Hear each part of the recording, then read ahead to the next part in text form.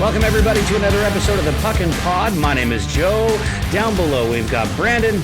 And to my left is Paul. Where I'm announcing you guys because I feel like this delay that we have by doing remote is kind of causing problems. So easier the better. Gentlemen, how you doing? We're doing all right, I think. Yeah, just weather is getting colder, man. I'm in a hoodie in my garage. That's why I got the heat cranked up so that I can stay warm. I'm actually sweating. I'm a little jealous of you boys. I might be by the end because I got that space heater beside me. But nice. Fair enough. Before we get into anything, one thing I'd really like to talk about is the Vancouver Whitecaps. They are about to play for the MLS Cup, which is something that I thought would be kind of a exciting thing for them to happen, or to have happen to them. Here we are, Saturday, versus Inter Miami for the MLS Cup. It's a dream come true. This is history for this team and for the city, so pretty exciting. It's funny because I was reading an article earlier that said the Whitecaps this is kind of like a statement game for them. Just because before the season even started, a lot of the experts had them not even making the playoffs. Yeah, and to finish how they did, right? Yeah, at the beginning of the season, it was like expected that they were going to be bottom of the league. And here they are playing for the top of the league, so pretty exciting. Yeah, I mean, their record was essentially identical to their counterparts in the final here, Miami. I think they had one win less. Yeah, that's right. Now, they've beaten Inter Miami something like 3 times this season. Ever since they acquired Thomas Muller, it seems like they have kind of changed this trajectory that they were on. And he's really helped blow this team up for the better. Yeah. What can you say about Thomas Muller? I don't know much about the Whitecaps. Yeah, Thomas Muller he's known to be one of the best players in the German league. And I think it's called Liga, if I'm right, or Bundesliga or something. He played for the same team that's, what's his name? Alphonso Davies played on. And it's one of the best teams in their league. And he's apparently known as one of the best players in the league. So for him to come over and play for Vancouver has been incredible. Yeah, I don't doubt that, actually. Very full team. That's one thing you can say about the soccer teams, right, is that they have a lot of players to, cycle in and out and to play their positions, right? Yeah, I mean, I think the one thing that Vancouver has for them this year is that they play really well defensively, but offensively they know how to score goals too, and they've got a lot of players who do that. So it's pretty exciting. I'm hoping that we get at least an incredible match on Saturday. Luckily, Pacific time, it's at 11:30. I have a hockey game that I have to work that night, so I actually get to watch it. Well, you were talking about goals, Joe, and they scored a record, club record this year, 66 goals, and had the best goal differential in the league at plus 28. So that's pretty awesome for them.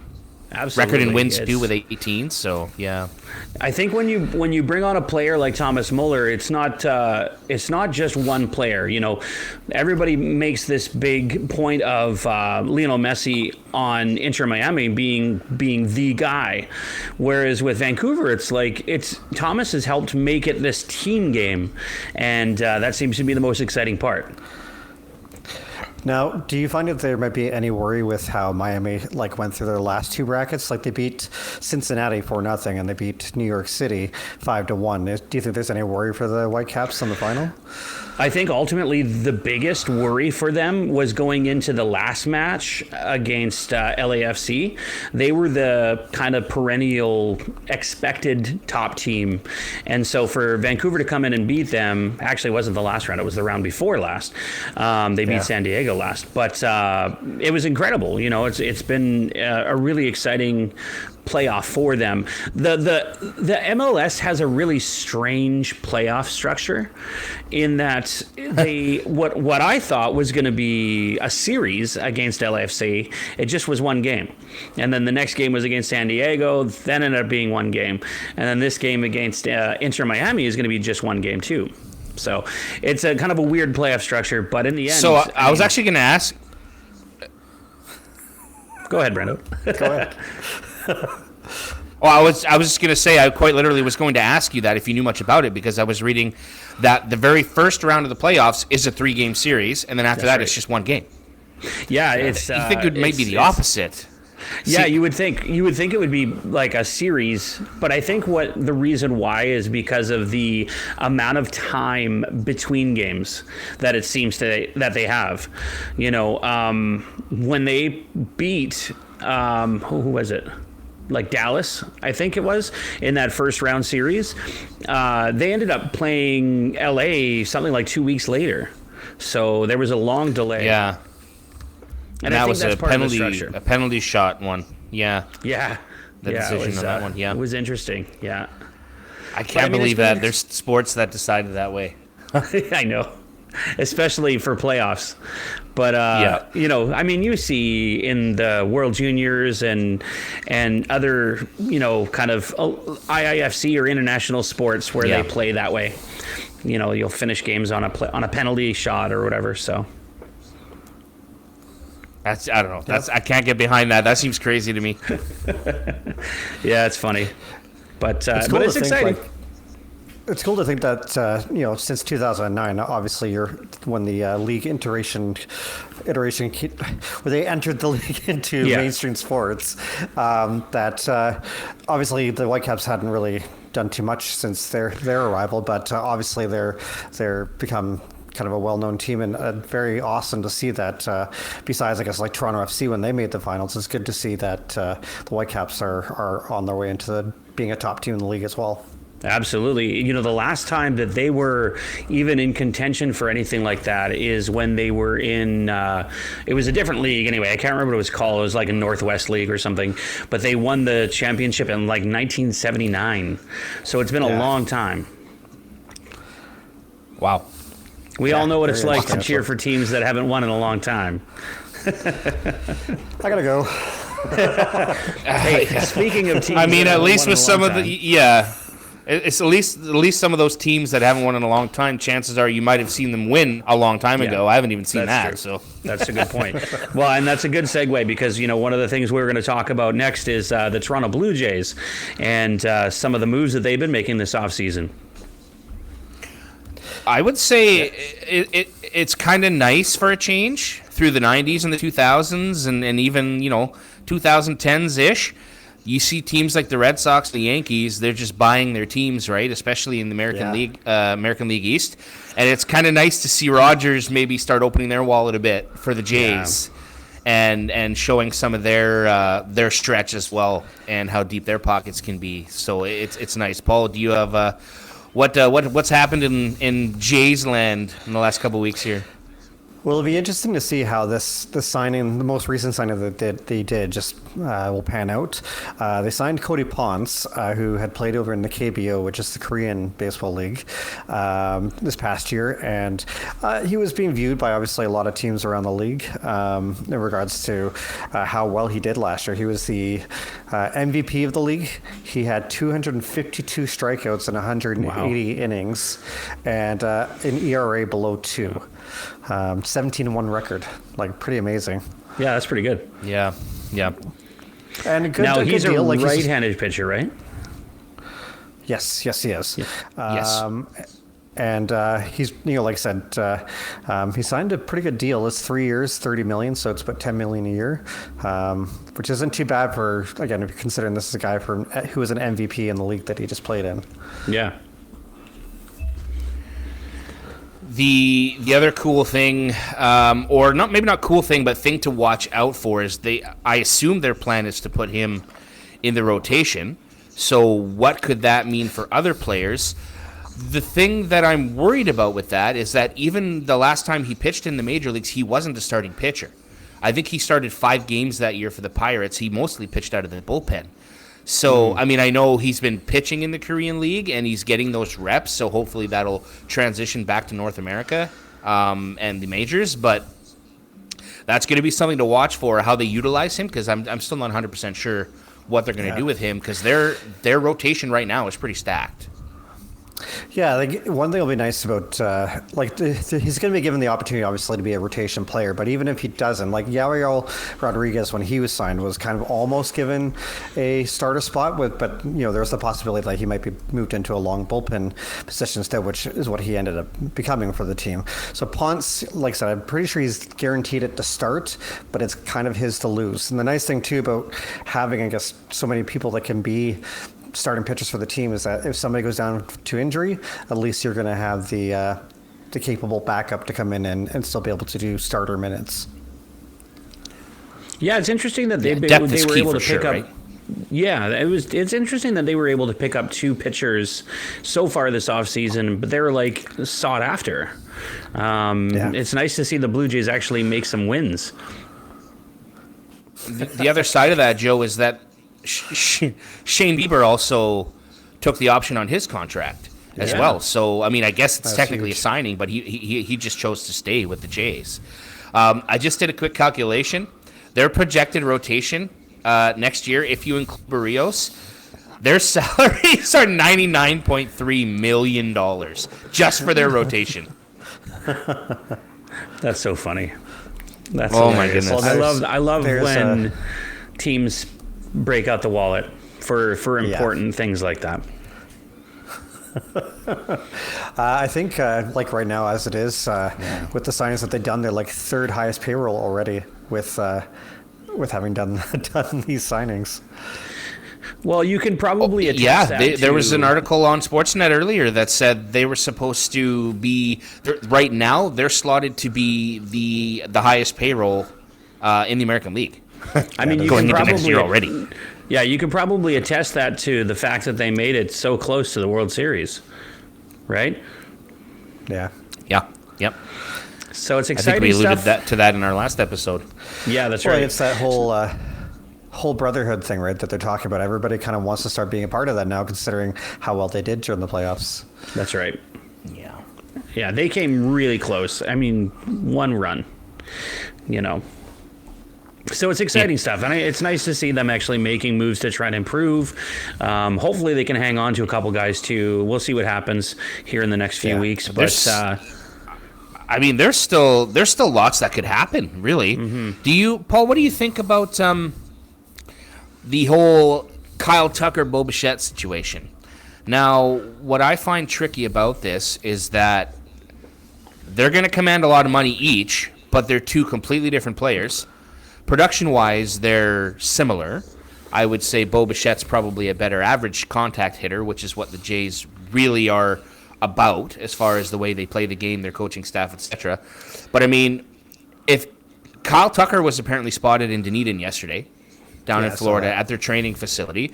Now, that doesn't necessarily mean anything, of course. Players are going to want to check out different teams' facilities, see how things work, talk to the staff before they make a decision. I'm actually surprised that they're allowed to do that, but I guess because he's a free agent, he can do whatever he wants. But now, what do you see as the Jays' need? Like, which player do you think might be a better fit? And do you think they have a chance at both? Considering what they already have on the team, right, in terms of the outfield depth, they've got Varsho, they got Springer, who can do outfield reps, even though he's more of a DH now. They got Santander, they've got Schneider, who can play out there. Lucas, Barger, Straw. Yeah, Barger. Yeah, like there's not a major need for Tucker, so if you're looking at fits, Bichette's probably a better fit. However, like if you can get an all-star, even almost MVP caliber player to join your team, and he wants to be a part of your team, I'm not saying that Tucker does, but the fact that he wasn't Dunedin, that can lead to a lot of rumors. Why wouldn't you go out and sign the guy, right? And if they can get both, that's Christmas for all Blue Jays fans. That would be pretty unreal.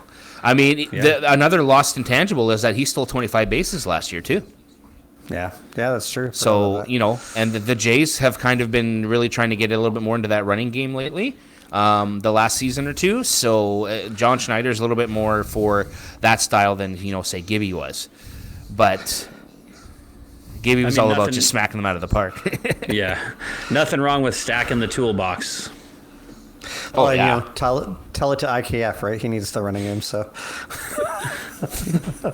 Too soon, brother. Yeah, Too I was gonna soon. say. Well, there's a lot of exciting moves that the Blue Jays can make here within the next couple of weeks. It's going to be interesting to see what happens between now and spring training. But I think we know that the Blue Jays are headed for some good things here in the future. I mean, even with the guys who are still on the team, we've got a pretty decent roster. Yeah, I don't think there's any question. Yep. Yeah. So I'll probably watch a little bit more baseball next year. Well, yeah. I mean, even you get guys like Barger and Lucas who had sort of breakout years, right? Ernie Clement to a certain extent. Yeah. They're all part of this core moving forward. That these young, hungry players, right? And those were the players that they had some big moments for the Jays in the playoffs. So it's gonna be exciting. Now, Yeah. it'll be interesting to see if they can replicate what they just did this past playoffs. Like it's going to lead to a lot of expectations, I think, for the team to be like, well, they have to be the best team in the league next year. If they start off slow, I wouldn't be surprised that some of the bandwagoners last year are calling for their heads, which I'm hoping is obviously not going to be the case. But I think it'll be at least good for most Blue Jays fans to, still want obviously the World Series, but temper expectations just a little bit because we don't know how the team's going to be to start next year because they weren't necessarily the greatest starters this year. Yeah. I have a feeling that they're going to have a really good regular season. But, I mean, if you look at the playoffs in context, a lot of things went well for the Jays. Now, the Yankees kind of struggled. There were some injuries. The Mariners had a couple of injuries when they were playing them. Now, don't get me wrong. The Jays did earn their spots, and they had timely hitting and, situational, that sort of thing. They had great pitching for the most part.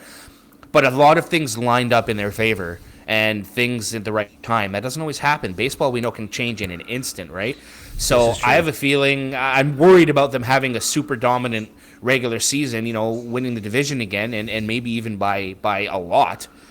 And then those expectations aren't tempered and then, we have some massive disappointment. It's a long way to go until, obviously that happens, but Yeah, that'd be my I concern. mean, there's a lot of finger crossing, I think, as well for a lot of fans. But I think it was exciting what we saw, and I think that's the part that you really have to wish for is let's just get back to that again. Yeah, and there's the hope that maybe not the Yankees or the Red Sox are going to pick up at a major to make them even more competitive. I want to see those teams suck, and I want to see the Blue Jays rock. So. Definitely.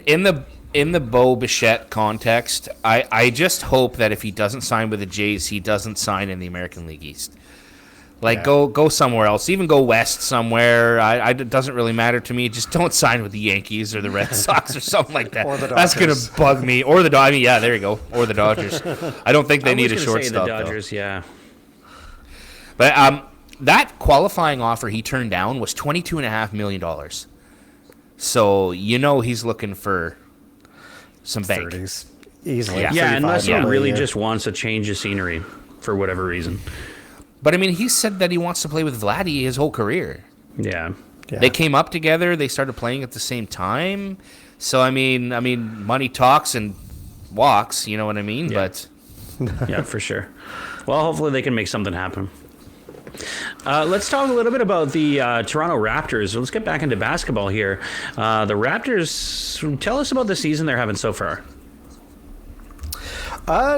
Well, there's a lot of speculation, I guess, whether they're a real team or a fluke.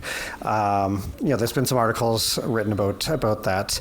I think if you're looking at the Raptors in terms of standings, they're second in the Eastern Conference with a 15-7 record. They'd lost 2 games prior to the most recent one that they won against Portland, albeit it was a bit of a. I'm not going to swear. It was a bit of a crap show against Portland in regards to how the game went back and forth They kind of let Portland start shooting a bunch of threes and kind of didn't look good. Still pulled out the win, but I think they're legitimate. I think they're real. Brandon Ingram's really stabilized the team in regards to having another star player that you can bounce the ball to, because they've been missing that since Kawhi. And Barnes is really starting to show his value as the rookie of the year and his value to the team. And I mean, having a player like Ingram too, it's not just the skill, but also the leadership too, right? What was that, Brandon? Oh, I just said he had 28 points the other night against Portland. Yeah. I mean, for him, it's leadership, right? It's a big leadership person to have, a big leader. Yeah. The injury to RJ Barrett, I think, has sort of helped him step up even more as well, too. In just more of a role, on both sides of the ball. So I think that's a big thing, too. And, I mean, obviously the Raptors would like to get RJ Barrett back sooner than later. But, Scotty Barnes emerging and having that opportunity, if it can stay there and he can continue upon that, even with RJ Barrett coming back, I mean, hey, now you're talking about a real season here, right? Mm-hmm. Yeah, I looked at a guy like, say, I think it was about a week or two ago, Emmanuel Quickly, who I didn't think was going to be that much of a long-term fit. He's really kind of turned his game around these last few weeks here, too, in regards to being an important piece. Like, he's making really smart plays and good assists in regards to open shots for guys like Brandon Ingram and Barnes. So I guess my thoughts on him is kind of changed. I don't think they didn't need to look for another point guard. I think they're actually pretty set with him and Sheed. Would you say that he's turned his game around quickly? I have to do that every time. How long have you been hanging on to that one? Yeah, how long have you been hanging on to that? Since last Paul mentioned his name.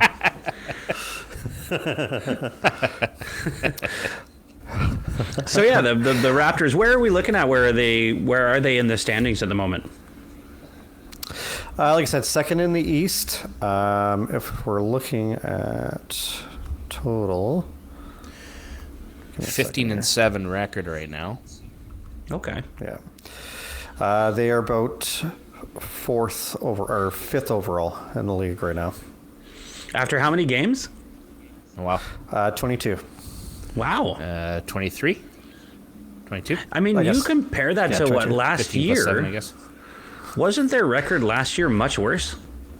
Oh God, it was like something like 4-20, I think. Something like that. So they've definitely turned things around. It's really bad. I mean, they've really turned things around, though. That's pretty exciting. Yeah. It's it was smart to go out and acquire Ingram when his trade value was down. Right. Some players can rebound really well. Some players don't ever do it at all. Look at Derrick Rose, and for a long time he didn't rebound until he finally did. So a guy like Brandon Ingram, that they took that chance, and they paid semi-low for him. I think there's still a first-round pick involved, but usually when you're looking at star players nowadays, they're commanding like 3 or 4 first-round picks. So to get him for what they got him for has been a really, really good move for them. So from here, I mean, really, you have to look at this season like, obviously it's a win, but you have to look at it like, what's their goal for the season? And I mean, obviously everybody's goal is to win the championship, but coming off of a season like last year, you got to wonder, is their goal at this point to win the division and then win the conference? I would think it's home court advantage for playoffs is super important. The fans really do rally you. If you look at, again, the 2019 season, the way that they played throughout the playoffs, because they had home court advantage for most of the playoffs, it played its part in them winning that championship. Yeah, for sure. It's pretty exciting stuff. I mean, we've covered literally, 3 sports now? Yeah, I mean, the Knicks are right behind them in their own divisions, so you've got the Knicks and the Celtics right there. Yeah. That's pretty crazy. It's just funny to think about. I'm super surprised to see the Pacers where they are. That was very unexpected with Siakam playing there. Would you say that this is somewhat of a backward season for the NBA as well? In some aspects, yeah. Yeah, because I mean, it's definitely a backward seasons in the NHL. All of the teams that were expected to be good appear to be not so great, and all the teams that were expected to be bad appear to be really great. Yeah, I'd say that's very much been the case. What's your biggest surprise so far this year in the NHL? Injuries. How? Yeah. Okay, aside from that, but I mean, in terms of where teams are, what's your biggest surprise? Leafs and Canucks. What about on the other opposite end of the spectrum? What's your biggest surprise for top teams? Utah, Anaheim. I was thinking Anaheim to be myself. Yeah. Yeah. It just seems to me like Anaheim has been really, really surprising. Yeah, like obviously there was a lot of controversy with Quenneville being, signed as their coach. It's his coaching prowess is showing with the team, but I wouldn't be surprised. There's still a lot of critics around the league about him being the coach for the team. Yeah, absolutely. There's a lot of somewhat controversy with a lot of teams right now, especially with those specific players coming back and things like that. But having Quenneville come back and be the coach of Anaheim and have them do so well, it's kind of bittersweet. Very much the case. What about you, Brandon? What's one of your biggest surprises? I don't think you can deny ever the fact that, just to finish the point on Quenneville, I don't think there's any question that the guy knows hockey. He's been successful. The controversy and proverbial baggage that comes with him as a head coach. Anaheim has elected to, I don't want to say take that risk, but sort of carry that baggage that I'm talking about.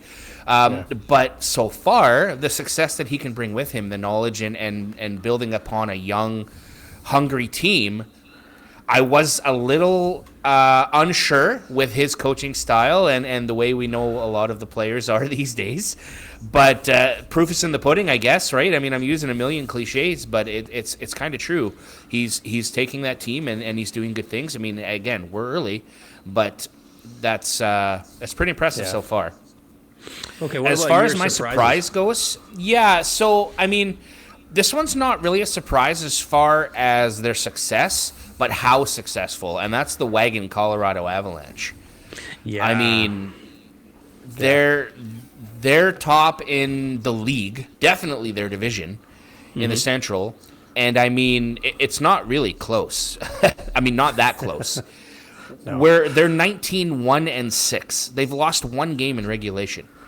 Yeah, it's incredible. Six losses in OT.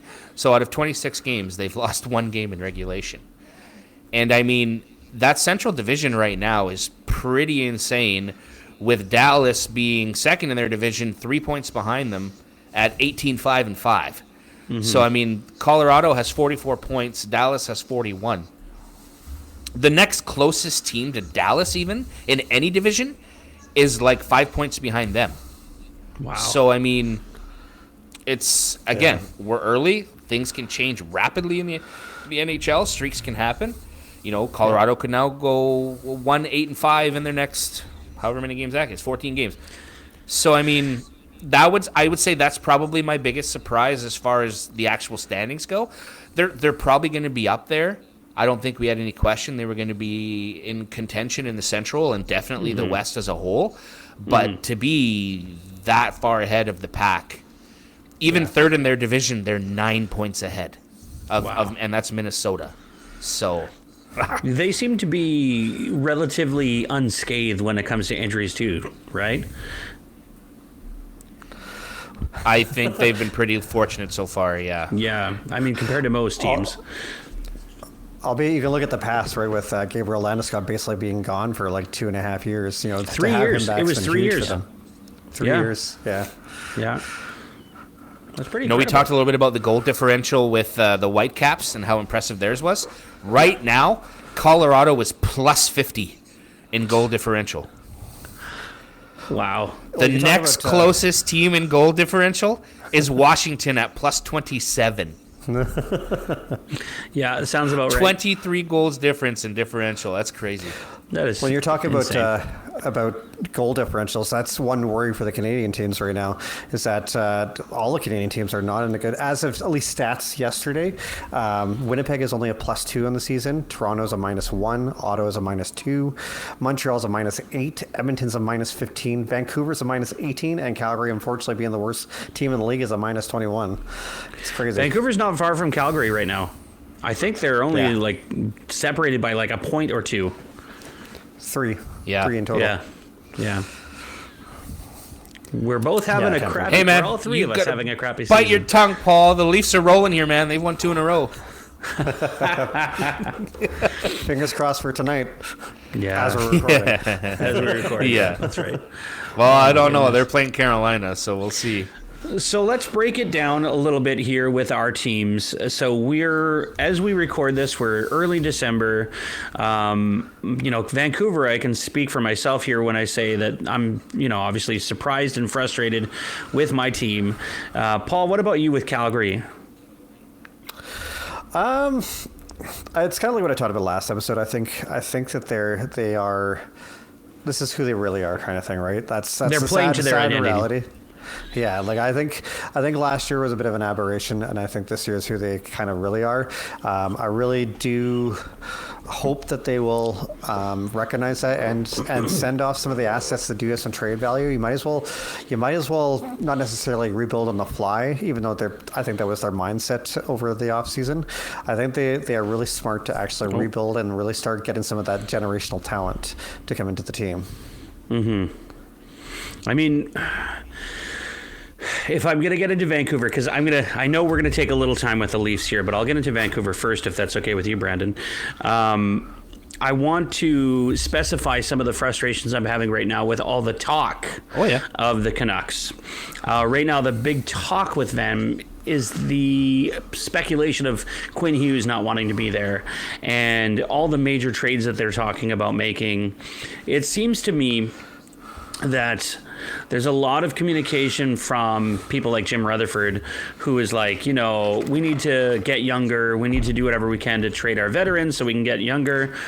But there's a lot of people saying that Quinn Hughes is the one major piece that they're going to get rid of. I don't see that happening, to be honest. To me, it feels like this is going to be a summer decision with Quinn Hughes, respectively. But there is players like, Kiefer Sherwood that I can see going only because of the high trade value. This is only if Vancouver doesn't see themselves making the playoffs. Because what's the point? If you're not gonna make the playoffs, what's the point in pushing? But then again, it's Vancouver. They do this kind of thing. They think they think there's a sliver of a chance, and then they go and fail and get like 6 points out of a playoff spot, and then that's your season. So it's the most frustrating thing because it feels like they're going for something that they can't attain. I have a particular question specifically about Quinn Hughes, and that question, Joe, is: do you think so? I can't say that I've seen some serious rumors from insiders about Quinn Hughes, necessarily about the trade talk. Yeah. I think there are speculation about it. Do you think that speculation is driven by the fact that he just doesn't have an extension? Or do you actually think that they're thinking about trading him from an organizational perspective? I think it's all Jim Rutherford's fault. He go goes Jimmy. on the radio. He goes on a radio or TV or whatever, and he says things like, he wants to play with his brothers. So now there's immediately like, oh, well, he wants to play in New Jersey.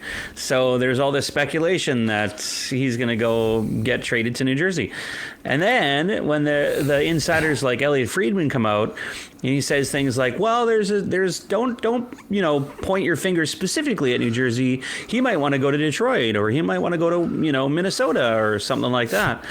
It's just like, yeah, it's just so much fuel to the fire, right? Quinn Hughes has never once said that he wants to be traded or that he's never given an inkling that he wants out of Vancouver. But the speculation is always going to be there until he signs that contract. Now, he's never come out and given the organization or fans any reassurance, though, either, has he? That's right. No, and they don't normally do, right? And players won't do that because they don't want to come across like they are desperate to stay with that team. They want to do whatever they can to make their value of that contract be high, whether it's with that team or with somebody else. They know that somebody's going to pay for them, right? It's the same reason why like McDavid only signed for 2 years in Edmonton, right? He's like, I'll give you a chance, but there is a good chance that I won't be here anymore. So I think Quinn Hughes kind of has the same mindset. And how old is he? To show him something. I think he's like 26 or 27, something like that. Okay. 26, I think. And so he's coming into UFA year, or is he still RFA? So they actually still have him under contract for another year after this. So he'll be a UFA after He will be next UFA, season. yeah. Yeah. Right. Yeah. So yeah, it's, as a Canuck fan, I find it very frustrating because I just want some positive news to come out of Vancouver, whether it's a trade that helps us or, I don't know, something. We'll see. Now there's a viral clip that went out about him playing against the Colorado Avalanche that kind of showed him as just floating around, that he wasn't that engaged. You have to hope that doesn't affect his trade value if in the end they do decide to trade him. I saw an article that talked about that. Where was it on? I think it was on Twitter somewhere, and they talked about that. What it makes it look like for the player, and they were like, if I'm another team, I'm bummed that he has this type of personality, but it doesn't affect how much I'm paying to have him on my team because they know what he can do, right? So, realistically, how many teams in the NHL could put a package together that would be enough to get Quinn Hughes out of Vancouver? And I think that's the question. I think that's the number one question, really, when it comes down to it. It's like, yes, any team can say, I would love to have that guy on my team, but do I have what his value is to Vancouver to be able to make that trade? I know New Jersey doesn't have it. I know. Yeah. I mean, maybe Boston. It starts with 2 firsts, right? The phone call doesn't. doesn't continue if you don't hear 2 first-round picks. It's either 2 firsts or a first and 2 good prospects and a veteran or and a player, yeah. Yeah. Yeah. Now, I read earlier there's 32 teams in the NHL, correct? Correct. 20 of those teams have less than $5 million in cap space. That's right. As of right now. That's that's like 31% of the league that could even afford to maybe take on a contract. Yeah. Like that. Yeah, and honestly, then extend. And I think that's why that's not going to be a move that's going to be made until the offseason. Yeah. Because everyone's going to have to offload space to make that happen. Point I was just going to make. Yeah. Yeah.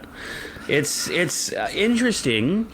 As a Canuck fan, I'm bummed, but I'm also kind of intrigued because my mindset is like, okay, well, if we can get a really good player, let's say hypothetically they tank and they end up getting first overall this year, then they trade Quinn Hughes and they end up getting another first round pick and, maybe some more on top of that, then, it's a quick rebuild, kind of, depending on what else you have. Now, there's a team like the Philadelphia Flyers that are out there right now. I mean, they could use a Quinn Hughes if again it gets to the point where they're trading him. And I know that the Canucks have shown interest in Tippett. Is that part of a package, maybe deal that you could see put together to get, say, Quinn Hughes out of Vancouver? It would honestly depend on what else is coming back. I think if what are you packaging with Tippett? But yeah, I mean, it's all about need more than anything. I would hope that Vancouver could find a way to get another decent left shot defense, because Quinn Hughes is the left shot defense. Like, he's the guy. So for them to get rid of that, they would need something to sort of fix that piece. Maybe a Travis Sanheim part of the deal with Tippett. Maybe, yeah, maybe. But they want to get younger, so that's something you have to keep in mind. Yeah. Now, Rick Tocchet has gone on record and said, there's certain players in Vancouver I like, and obviously Quinn Hughes would be one of them. I mean, Quinn Hughes has said on record that Tocchet was one of his favorite coaches ever. So,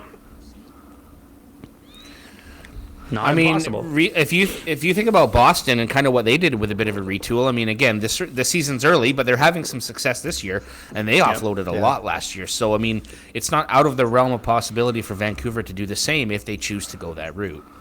Yeah, if they ended up doing that, I think you're right. I think it would really come down to, you would probably get rid of Quinn Hughes. You might get rid of maybe Connor Garland, something like that.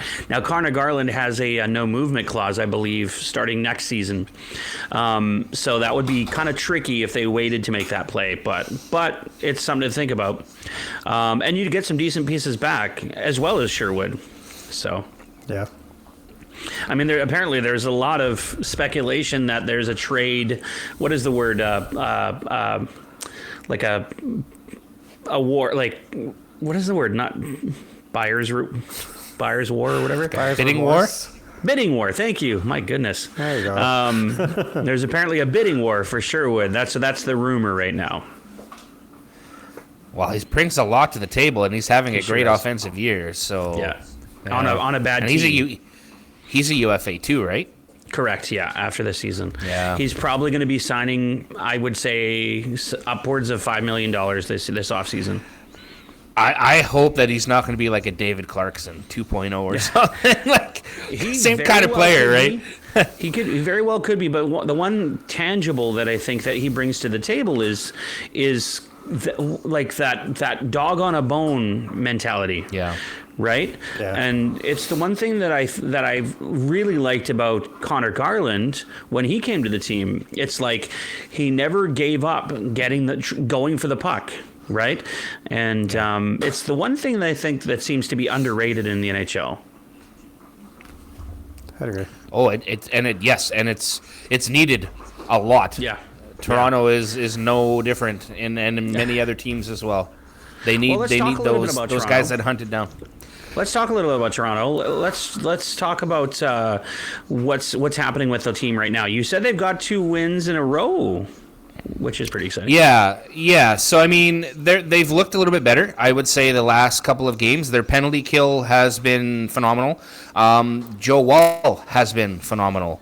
So getting him back and playing consistently, I think there was only one game where out of 6 so far that he's let in more than 2 goals, which wasn't the case, leading up until this last little stretch here, because I think their goals against average for the year was like 3.45. Like they were almost 3.5 goals a game they were giving up, which was right near the bottom in the NHL in goals against. So that hasn't been favorable for them, so that's been tightened up a little bit. The penalty killing, I mean, it's kind of all relative, right? You get good goaltending, your penalty killing is going to be better, your defensive structure is going to be better, you have more confidence in your goaltender, going to stop the puck. Now, I'm not saying they lost confidence in Stoli, but he wasn't playing like he did last year. On the flip side, neither was the defense. So they've been ravaged by injuries on defense as well. They've got 2 or 3 guys in the NHL that could probably be strong AHLers, but not necessarily big-time players in the NHL, right? A lot of their decor right now are 7-8 defenseman type players. So filling in those holes and having some success and having your goaltender be able to be solid back there, I don't know. That's a good start, I guess. The offense really hasn't been the issue all year, so shoring up that defensive side of the game and the goaltending has allowed them to, again, not consistently necessarily except the last couple, win, but play a little bit better, play harder, be a little bit more successful, not as lopsided the games. They're not getting outshot necessarily 35-15 as they were 2 or 3 weeks ago. Yeah. They're a little closer that way. What do you think, Paul? You kind of seeing the same thing, or? Yeah, I'd say that they're finally starting to maybe discover their identity, something that we've all been clamoring, at least as Leaf fans that are out there, have been clamoring for them to do. I think the third line that they put together of Raw, Joshua, and McMahon has really shown value in regards to the way that they play, that they're just dogs on the puck. There's some speed with McMahon on that line. I'm actually pretty excited to see how well that kind of keeps going, whether they're going to keep changing players in and out down the line here, or if they're going to kind of stick with what they've got and then try to get reps in for players when there's injuries. I do think that was sort of their plan from training camp, is to have that as a line, just because of the size and the skating. Yeah. Like, Joshua's not the best skater, but he gets to the right areas, I think, for the most part. A little slower on his feet, but he protects the puck well on the boards very well. Whereas Wah and McMahon especially, they're a little bit better on their feet. McMahon particularly is good on his feet and really fast. He is a really fast skater. So I think that intention the entire season was to have that as a line, but it's been hard to do that with the injuries that they've had at forward. Yeah. So it's kind of nice to see that clicking. I agree with that. Definitely. Yeah, and I find it kind of funny with some of the trade chatter that's still out there. Like there's, I think, one insider talked about trading Darnell Nurse for Morgan Riley. Well, one, Morgan Riley has to agree to that. Two, why would you want a $9.5 million seventh defenseman, on your team, right? So. Yeah. I mean, Morgan Riley is having an okay offensive season right now. I think he's on pace to have a much better season than the last couple. His decisions sometime up in the rush, though, are confusing. But that's always been his game. That's always been the way he plays, to be honest with you. So, you kind of high risk, high reward situation. For sure. Yeah, absolutely. I can see that being a challenge or a frustration on Leaf fans' kind of minds when it comes down to the chatter, right? And you do that, you hear that, those player for player trades, and you're just like, what? In what universe would the Leafs do that? Or even Edmonton, for that matter, depending on the trade, right? But you don't want Darnell Nurse on your team. Edmonton would love to move out an extra $2.5 million in salary. Yes, that's true. They would pay. They would have to pay. Well, not if they're taking Mo back. Yeah, true. Yeah, they would have to pay for that. They would have to be a pick or two coming back in order to take on that contract. Interesting to see the trade boards. Sorry, go ahead. No, it's okay. It'll be interesting to see, obviously, come trade deadline, with all the trade deadline cap space, what kind of moves will be made and what players are being moved out from, again, the contenders. Even if Toronto might be a contender at that point, can't say right now the way the season's gone, but they might be. Interested to see, like I said, what's going to happen in regards to salary retention and all that. It's always fun trade deadline when you're looking at that stuff. Yeah, absolutely. On the side of that's interesting, is I did mention earlier about how there were 20 teams that had less than $5 million in cap space.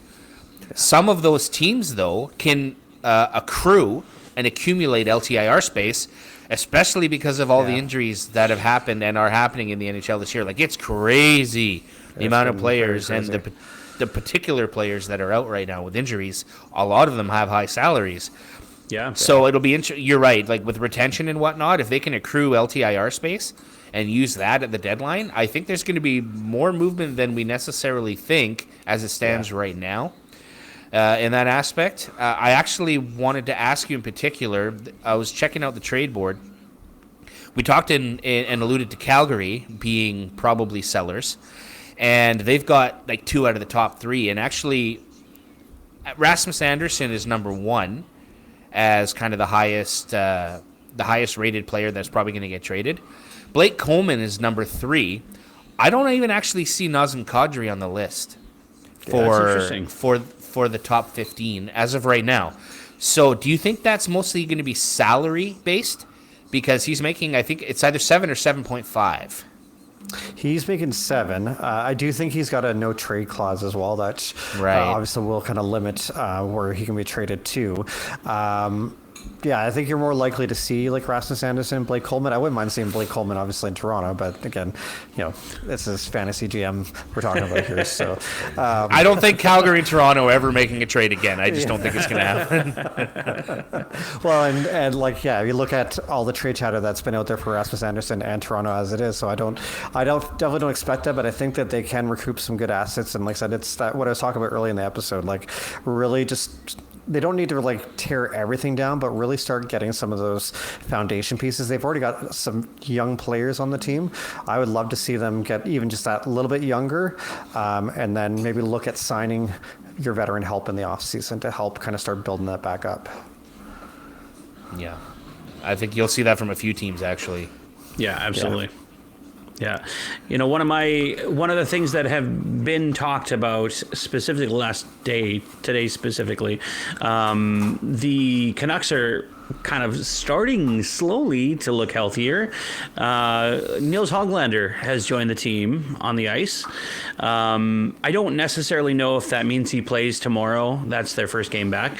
But it's nice to see because he has not yet played a game this season. He got injured in the preseason. So it's kind of exciting to see at least that type of positivity back again. He's another player that I think is a little underrated based on his defensive play. But it'll be really cool to see to have him back on the ice again. And then also Demko is seen with the team again. I don't expect him to play anytime soon, maybe in a week or two, but it's nice to see that he's back again with the team. Yeah, Stolar's, I don't even think he's skating yet from his injury from the Leafs goalie side. So he's going to be a while. That's good to see that Demko's coming back. And now Hoglander's a winger, right? He's not a center. He's not going to help them at center. No. But I mean, if he's good defensively, though, that's generally the center's job. So it's nice to know that he can be responsible that way. Yeah, he does the right things, and he's a playmaker too, and he scores some pretty nice goals too. So he's going to be that kind of energy that it'll be nice to have back again. Yeah, skill players, they're definitely needed to play better, right? So. Mm-hmm. Ovechkin scored his 900th. That's not, I know we kind of touched on it before, but with Ovechkin kind of scoring more and more and more now, I mean, he's obviously the best goal scorer in the NHL history. What do you think is a limit for this guy? What do you mean? When is he going to retire? When's he going to stop? The real question. Yeah. He's fully capable of playing another 2 seasons and getting another 100 goals.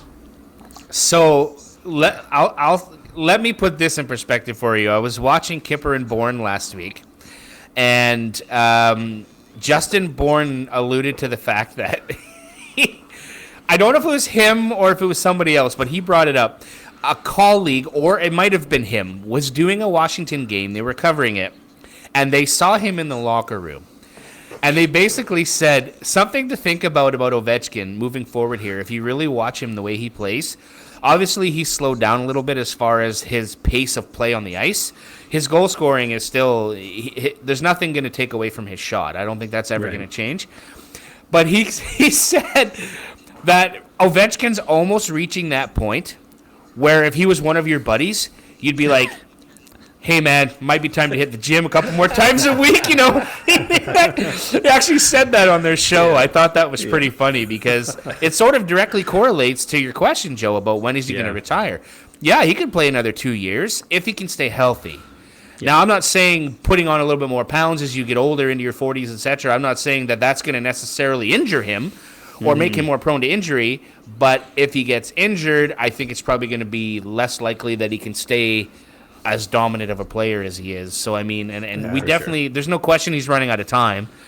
But, if I were to put a number out there, I could say he could probably get to 940, 950 before he's done. That's a decent number. I mean, obviously. But when you think about a guy like Ovechkin, it's kind of, my mindset is like, let's see what happens after the playoffs. right? Because you don't know what kind of injury he might get in the playoffs if he gets injured, because you have to work that much more harder in the playoffs. So yeah, it's just that capable, or just that possibility that he could get hurt or whatever, and then that might be the end of it. But I would like to see him at 1,000. That'd be pretty incredible. It'd be fun. Yeah, absolutely. Speaking of players getting hurt, I did have a question. Tyler Seguin just went down, and there's potential he's going to be out for the year. Now, that's a big player on that Dallas roster that's right in the thick of competing for the President's Trophy as of right now. Yeah. Do you guys think at all that $10 million if they decide that Sagan's going to be out for the year, do you think Dallas is going to go out and try to get some help right away to keep pace with, say, Colorado in their division? You'd have to think that they probably would. Albeit, I think they're kind of maybe realistic too that Colorado at the moment is out of the reach. Could be different in a month from now, but you had to think that they have to go and do something if they haven't got a replacement player as it is. Is it $10 million in space, or is that just $10 million on Sagan's contract? That's $10 million for Sagan's contract, retroactive, of course. I mean, but you can accrue LTIR space for the rest of the year as well. That's right. With that money, so. And then have like a ton of room. So yeah, I can see them definitely doing it.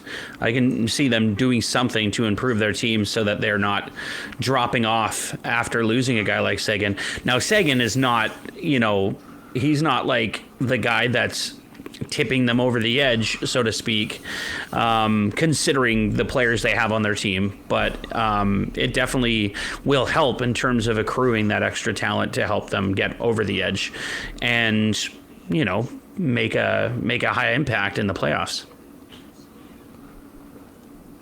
Oh, we lost Brandon. I mean, there he is. He's only got 17 points here so far. Every once in a while, Brandon's video pops away. He's like, peekaboo. Hello. I'm playing hide and seek. One last thought before we wrap things up, gentlemen. What about the state of the Olympic arena in Milan? For me. Yeah, it's something.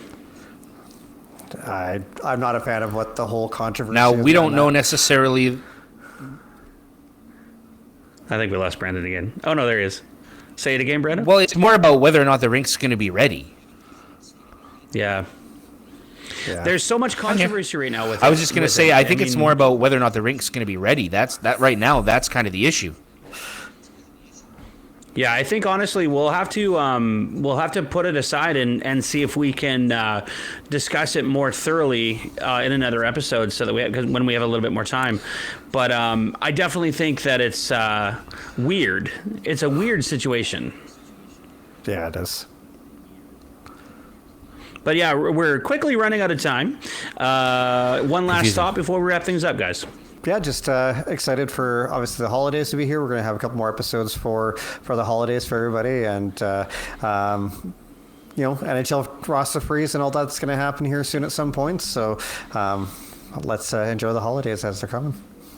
Doesn't the roster freeze happen on December 1st? I don't think it's that early. No. Oh, okay. I thought it was. Brandon, what about you? I think it's about a week before Christmas. Oh yeah. Anything you'd like to touch on, Brandon? My one last point, I guess, and I'll leave it with this question to think about, and maybe we'll monitor it in a week or so. Is Geeky from Boston, right behind McKinnon for the Rocket Richard race? Are we talking about possible Team Canada? That's definitely something we should table to next week when we can talk more Olympics talk. I think that that's definitely possible or possibility. We'll see.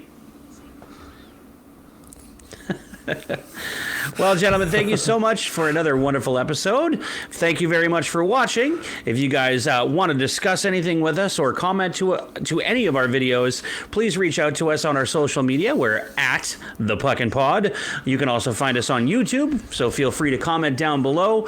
Once again, for the Puckn Pod, my name is Joe. That guy over there is Paul, and the guy below me, that is Brando. We'll see you guys on the next one.